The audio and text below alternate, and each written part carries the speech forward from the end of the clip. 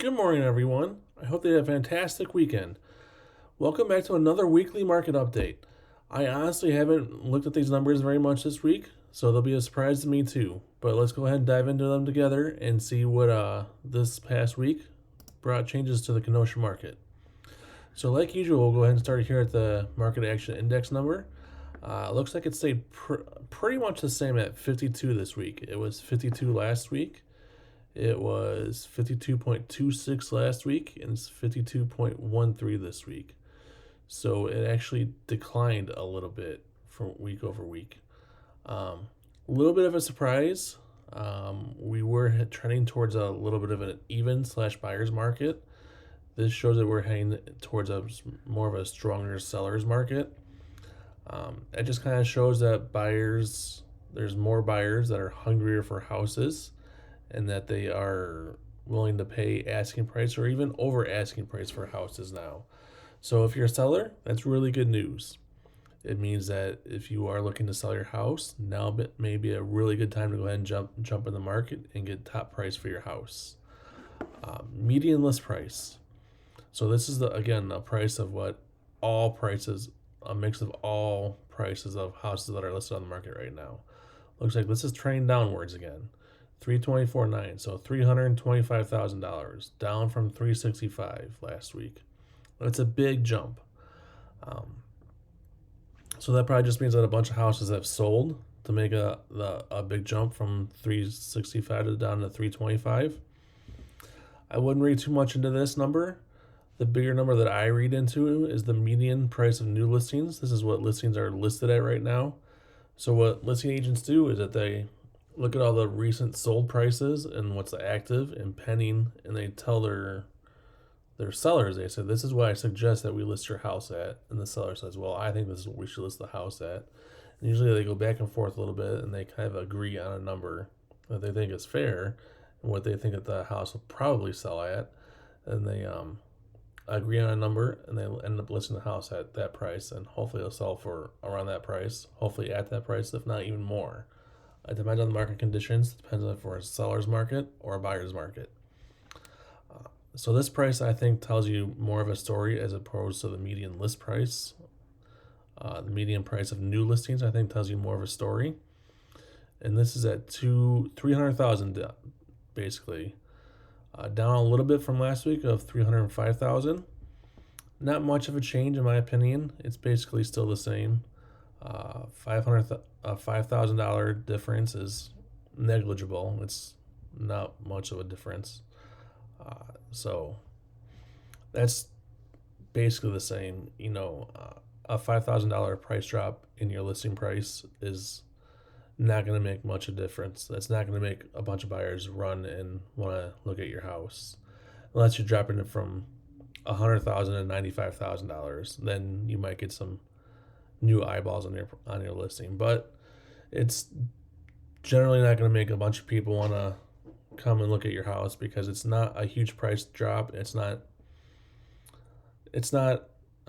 anything to make buyers want to come take a new look at your house. So this price drop in median price of new listings is nothing, in my opinion, not a big change. Price of square foot has changed from 202. It was holding at 202 for quite a while here, right around 202, down to 194. This is down to 194 from 202. Quite a big drop there. Some people really like to go by price of square foot when they are looking to buy a house or sell a house. They think that the price per square foot makes a big difference. They just like to look at that price. They think that's the price that they should buy a house or sell a house based on, is the price per square foot.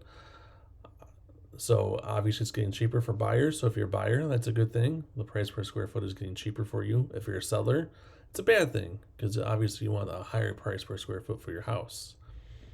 So just another sign that we're getting a little closer towards that even slash buyer's market. The data is quite mixed here in this week's report. Average days on market has gone down from 63 down to 60. Another mixed report here from all the numbers. Median data number Median days on market, number that I like to look at, because it it takes out the outliers, like the houses that have been inside the market for 100 plus days, and then houses that sold in a day. It takes out those houses and it averages out the ones that are more realistic.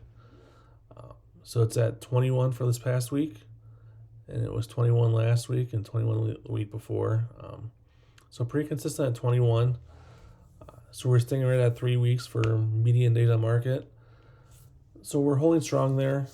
I think we'll probably stay right around that 3 week mark until after the election. I think that after the election, the market will, in my opinion, it'll probably open up. It'll probably be a really strong seller's market after that.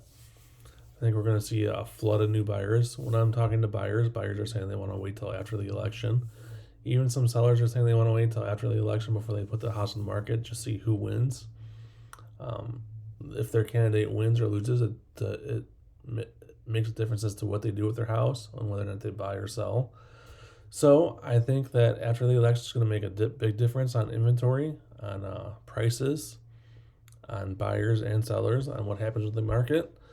So I think we're going to see all these numbers change come November in a couple weeks here. Price decreases.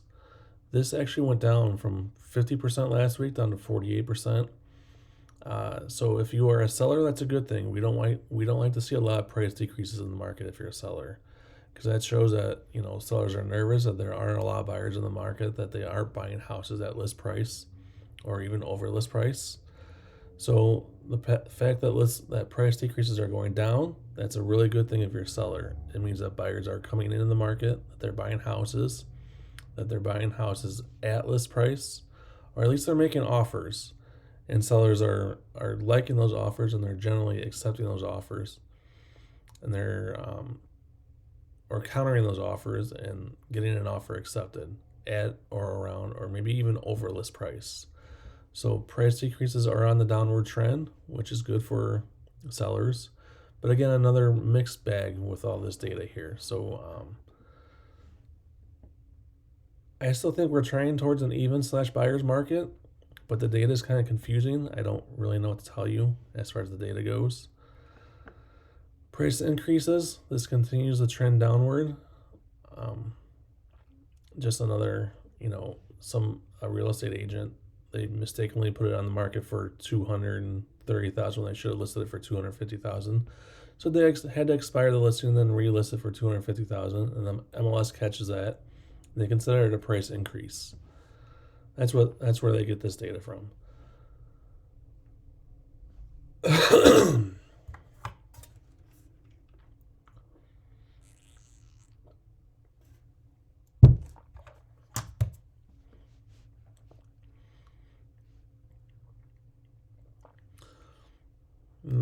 Percentage of relisted houses. If you are a seller, you like to see this number low because we don't like to see relisted houses. It means that they're not selling for whatever reason. It's at 20% for this past week. It was at 20% last week too. So we're holding strong at 20%. It's actually up a little bit, 20.22% this past week. It's at an even 20% last week. And it was up from 14.81% the week prior to that. So they're just showing that we're heading towards a buyer / even market. So this data right here, the relisted, for whatever reason, the houses aren't selling. They're expiring, and they have to re-sign with either a new realtor or the same realtor and relist their house if they still want to sell their house. This is just another data point showing that we're heading towards a different market, away from a seller's market. We're still deep in a seller's market, as this market action index number shows. We're still quite a ways away from this 30 number here. We're at 52, so we have quite a ways to go to get all the way down to 30 here to be even close to a buyer's market, even close to an even market. So if you're a seller and you're concerned about, being in a buyer's market and not being able to sell your house, we're a ways away from that. So I wouldn't worry about that anytime soon. Inventory is tracking up. So this is another sign that we're heading towards an even market. If you're a buyer, this is good. It gives you choices. There's not just 2 or 3 houses, like in 2020, 2021, when a house come on the market, you'd have to make an offer that day or it'd be under contract within a couple hours. There's 89 houses currently on the market right now that you can go take a look at and put an offer on. Well, technically, as of Friday, that's when they take all the data, and put an offer on and potentially buy. That is up from 85 the week prior. So inventory is trending up. That is a good thing for buyers. It gives you more choices, gives you more options. It means that you don't have to necessarily buy the first house that you look at. Of course you can, but you don't have to. You can take a little bit of time. You don't necessarily have to make an offer that first day, those first couple hours. If you really love the house and you think it's the one, then of course you might want to. But you don't necessarily have to, because there's plenty of inventory right now. Or inventory is ticking up. I wouldn't say there's plenty of inventory, but inventory is starting to tick up a little bit. If you're a renter and you watch this channel, rent continues to tick down. We're down to $1,900, under $2,000. So that's awesome.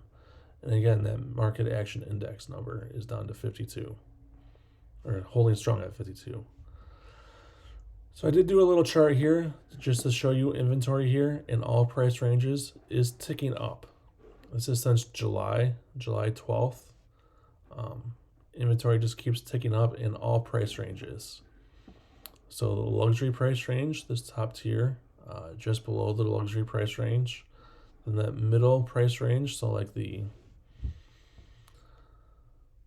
I would say like the $300,000 to $400,000 price range, that inventory continues to tick up.